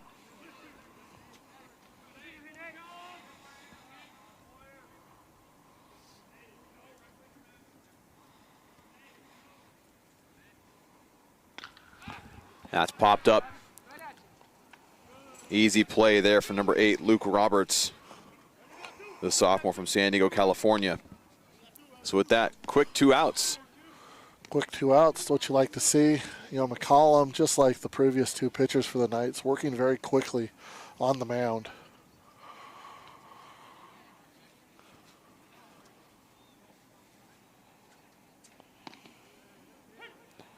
He'll get a strike there. Fantastic pitch.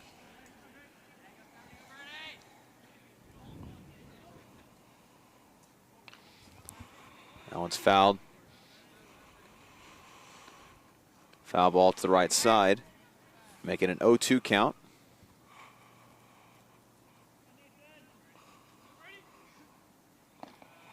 A little low to the outside on that one.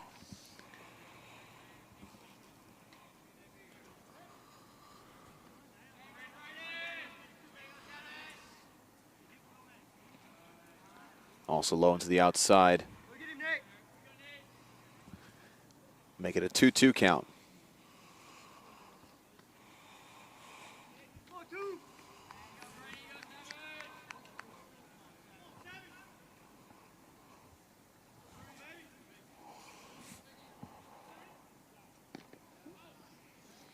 That one a little to the outside. Make it a full count now.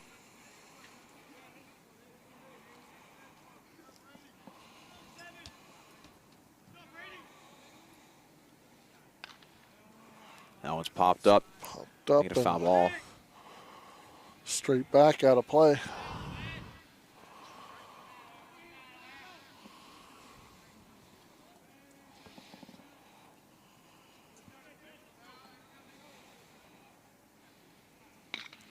That's popped up into left field, right between the outfielders.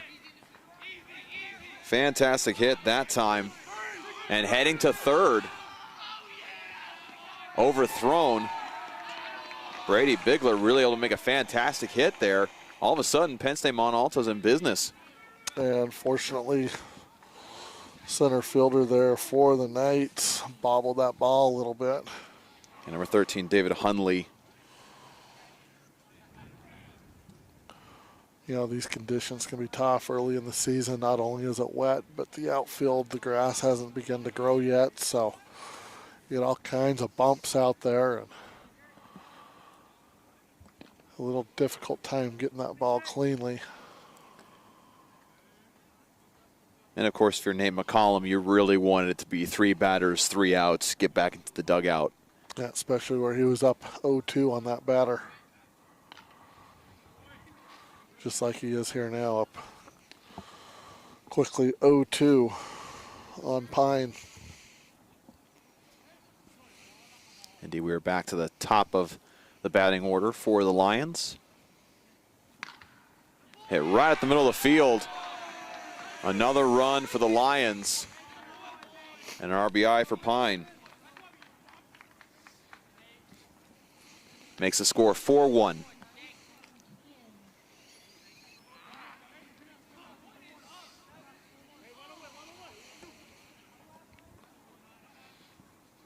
And again, being unfortunate, the fact they had 2 quick outs, now all of a sudden they give up another run for the Lions to extend their lead. That one a little high from McCollum.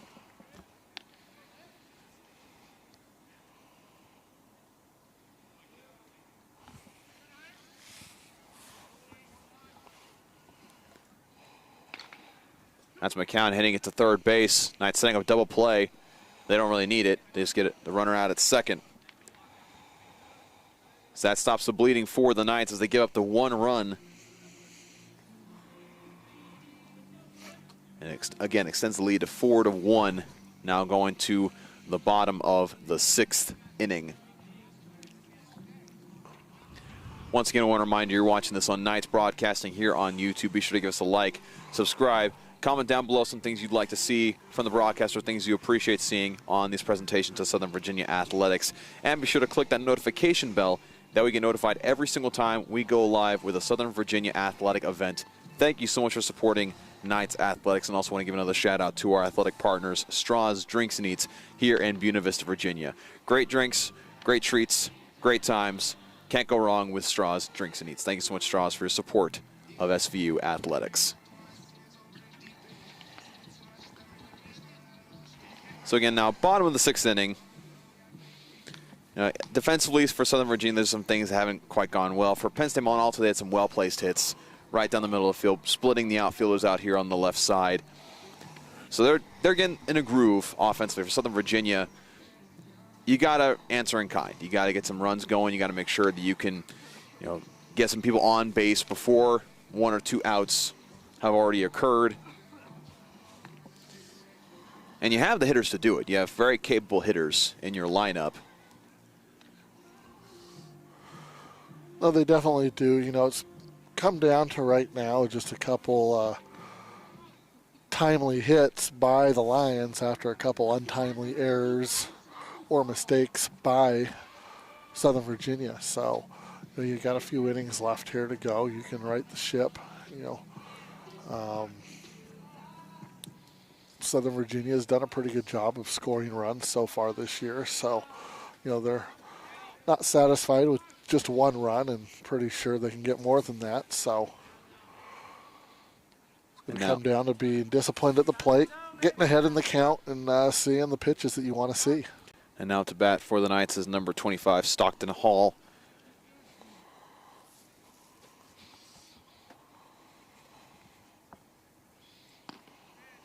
Oh, just a little high for Houseman.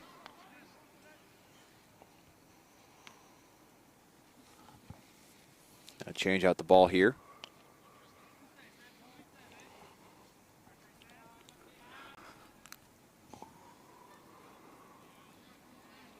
So a 2-0 count.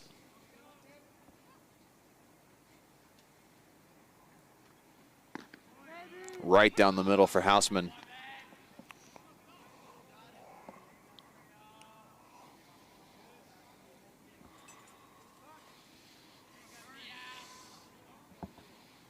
Houseman, the senior from Harrisburg, Pennsylvania. Been doing a fine job today, and just right there, hits a shortstop. Lions able to complete the play despite the throw to first base being a little too far to the right side. You see first baseman for the Lions able to reach and tag Hall out. That, of course, being number 31.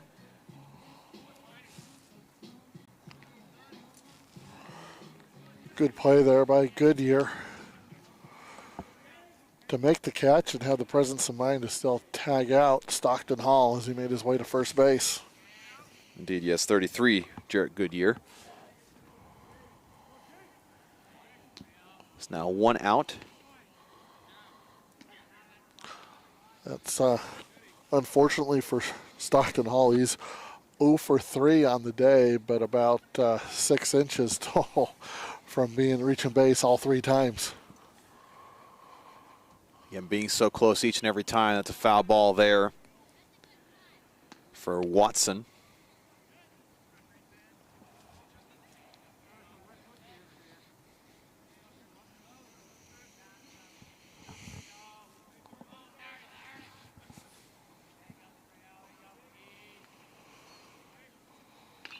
That's popped up. Be a foul ball.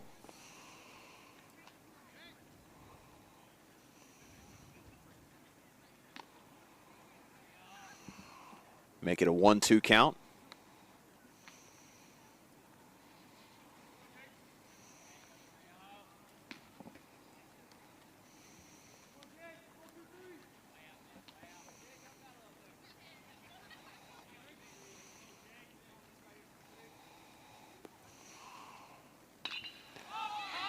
Popped up to left field. And brought down by number 7, Brady Bigler, the junior from St. Thomas, Pennsylvania. So 2 batters, 2 outs. No runners on base for Southern Virginia.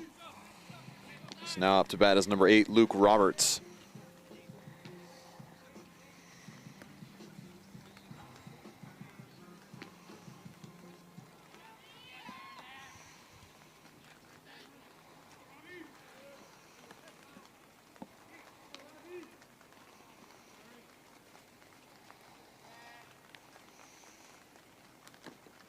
That went a little low for Houseman.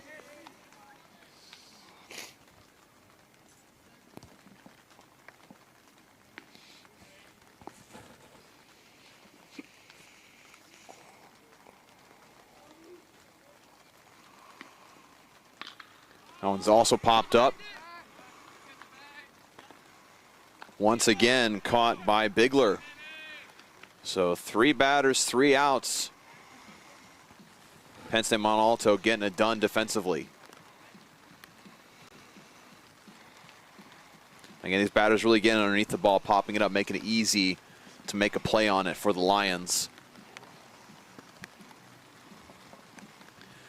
And now brings us to the top of the 7th inning with a score still remaining 4-1 in favor of the Lions.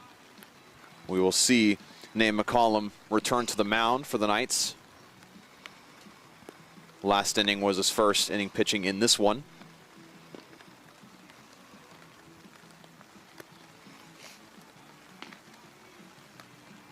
Now the rain is picking up just a little bit again, even though the skies are getting a little bit lighter. So McCollum will be looking to have a quick inning here.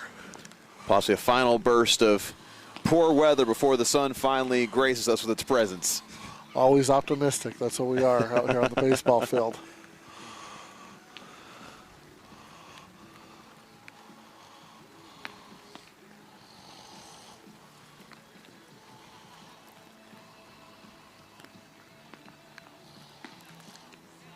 And so, Colby, you've witnessed 6 innings this game so far. You've seen the Knights go up to bat 6 different times. What are some things you're seeing from them that they're doing well, and what are some things that they need to pick up on in order to make this a closer game going to the final innings? You know, sometimes, you got to give credit to Houseman. Of course. He's been able to make the pitches when, where he needed to make them at the times that he's needed to make them. So, I don't know that it's anything that the Knights are not doing that's giving them problems other than just trying to solve, the mystery right now that is Houseman. He's held them to just 5 hits.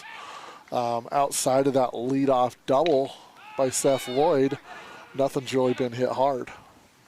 That one's popped up into right field, caught by number 8, Luke Roberts. And so Moreland, after 1 pitch, is out. So now up to bat for the Lions is number 47, Connor Orner. Actually, excuse me, they must have changed up the order here.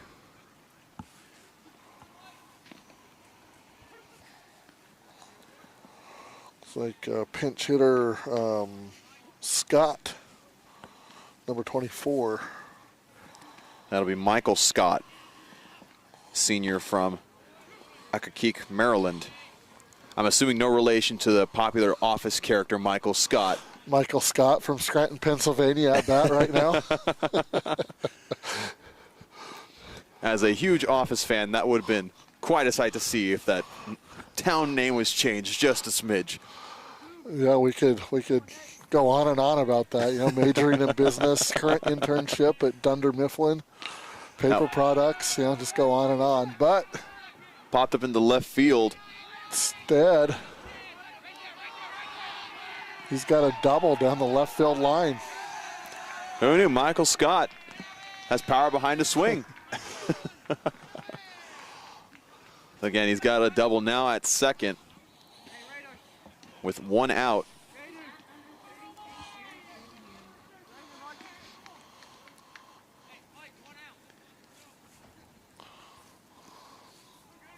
One thing, going back to the Knights offensively, the one thing they haven't done, which is what they need to do, is just string base hits together. Right. Whether it's base hits or walks, whatever they got to do, just be patient at the plate and try and gain some momentum from one batter to the next. That was a swing and a miss for number 33. That is Jarrett Goodyear. It's a 0-1 count. Now make it 1-1 count.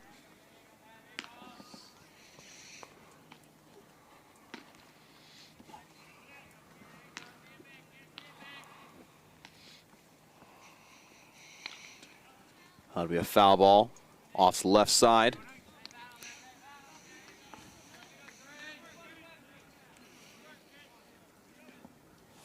Make it a 1-2 count.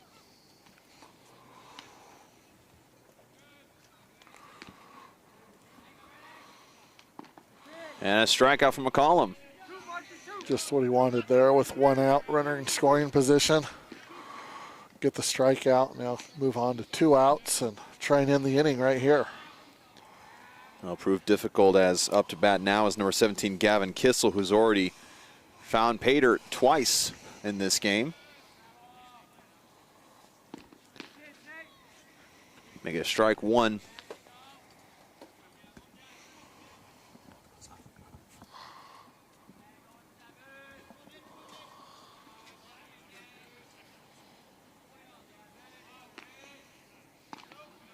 Oh, just a little low from McCollum.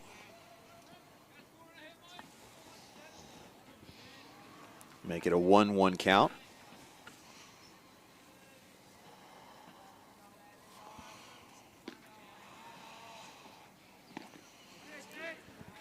Make that 0-2.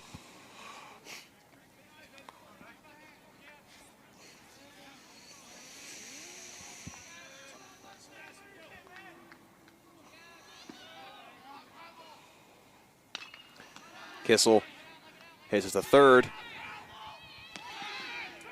He's safe at first. Knights thought they had made the play, but Kissel got there just in time. Give Kissel credit there. He knew he had a little bit of a bounce there, knowing his own speed. Knew if he put his head down, he could make it, as he did.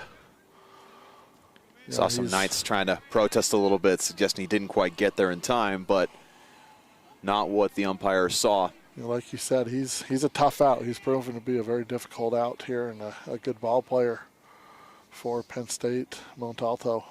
So now Braden Ziegler up to bat. Good scoop there by Johnson behind the plate. Saved the Knights a run right there. Because again, now you have runners on first and third.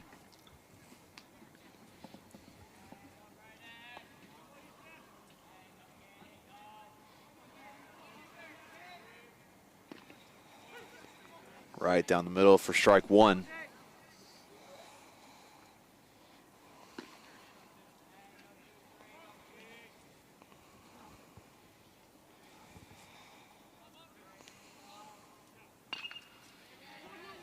Hit to third. They throw him out at first. Makes 3 outs. And keeps the score at 4-1. Unfortunately, Michael Scott not able to get the run, which I guess means he won't be able to start Michael Scott Paper Company anymore. But again, that's a fantastic stand there, as again, things weren't going so well for the Knights defensively in that inning, but able to make the plays necessary to limit the damage. In fact, not giving up a run in that inning.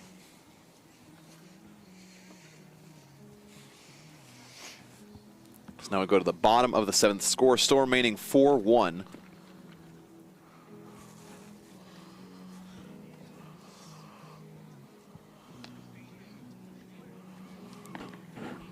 Houseman still on the mound for the Lions.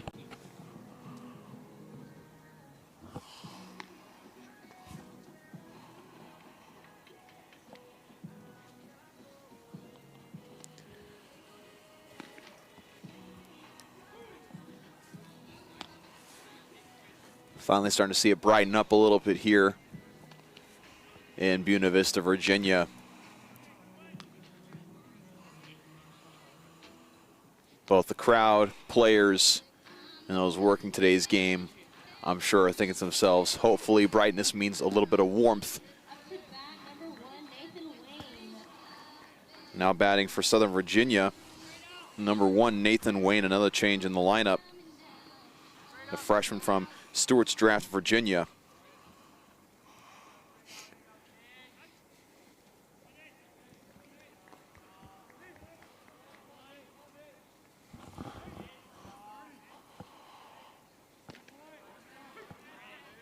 And like you said before, Colby, Houseman has just been running a clinic so far today. He's moving the ball around. He's hitting his spots. Like I said, he's got good movement on the fastball, tailing away from the right-handed hitters. That'll be a foul ball. It's interesting how, one of the first things you asked me today was how does that work for a lefty to be facing a lineup full of right-handed hitters, but he has solved that mystery and done so very well thus far through 6 innings out on the mound. I mean, there's a reason why he's playing baseball at the level that he is today. He's able to play collegiate baseball because he knows what he's doing. And a strikeout at Nathan Wayne's first time up to bat today.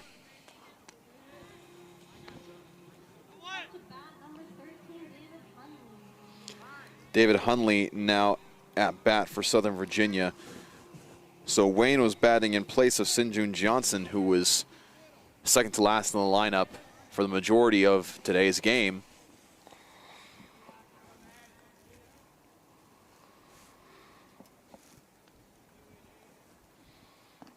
That one just a little inside for Houseman.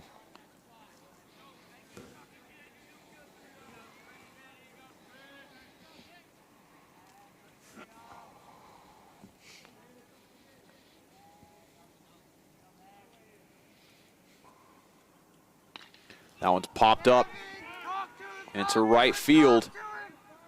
Able to bring it down as number 17, Gavin Kissel. He's been doing a lot of great things. Again, I mentioned before the 2 runs he scored for the Lions. He's had a couple of catches in the outfield. So just like that, 2 quick outs. That'll bring the Knights back to the top of their order with Seth Lloyd. He'll be trying to find a little bit what he found in that first at-bat where he had the leadoff double on the game.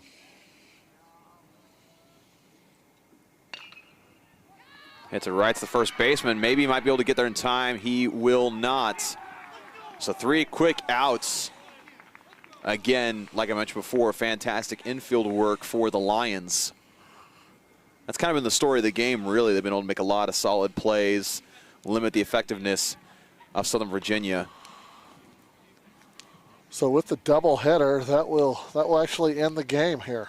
Typically the college game does go 9 innings, but due to the fact that they're playing 2 today, we'll play 2 games, 7 innings. So that gives Penn State, Mont, Alto their first ever victory over the Southern Virginia Knights.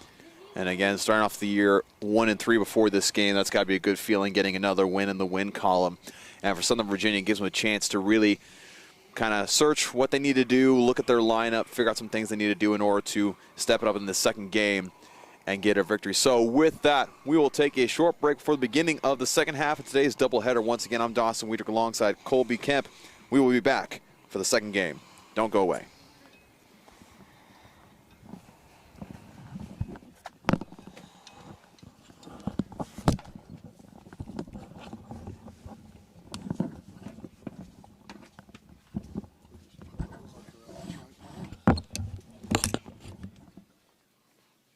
That's why you play basketball, huh?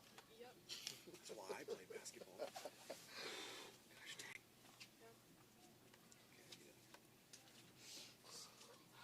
Okay, so is it good if I head over there for a minute then? Yeah. We have like, what, 20 minutes? Should I be back in 10? You'll probably have a feel for it. I mean, they'll probably have to warm